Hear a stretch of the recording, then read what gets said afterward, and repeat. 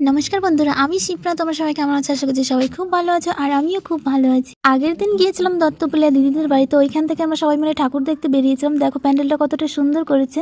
লোকেশনটা ছিল দত্তপুলিয়া হসপিটাল মোড়ের।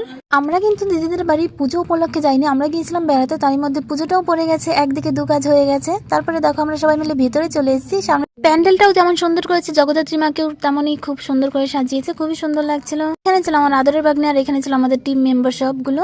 তারপরেই দেখো আমার জামাইবাবু আমার ভিডিওতে হাই করে দিচ্ছে। দত্তপুলিয়াতে কিন্তু পুজোর এই কদিন একটু বৃষ্টি হয়নি, তার জন্য প্যান্ডেলগুলো এতটা সুন্দর রয়েছে। আর মাকেও দেখো কতটা সুন্দর করে সাজিয়ে। তারপরে আমি বাইরে চলে আসি, বাইরে এসে এখানে দাঁড়িয়েছিলাম, কারণ ওই পাশটাই হচ্ছিল প্রোগ্রাম। মেয়েরা শাড়ি পরে যে কারো নিজেকে এত সুন্দরী মনে করে, আমিও তার ব্যতিক্রম নয়, আমিও তাই মনে করি।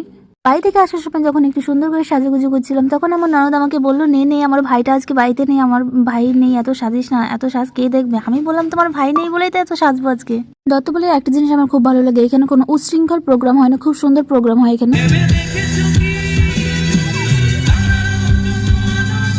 প্রোগ্রাম দেখা শেষ করে আমরা বাড়ির দিকে রওনা হলাম। তার মধ্যে দেখলাম রাস্তায় শিব আর কালী সেজে নৃত্য করছে সুন্দর করে। তাই আমরা চলে আসি বাড়িতে। তো আজকের ভিডিওটা এই পর্যন্ত, দেখা হবে পরবর্তী কোনো ভিডিওতে। ততক্ষণে তোমরা সবাই খুব খুব ভালো থেকো। Tata guys.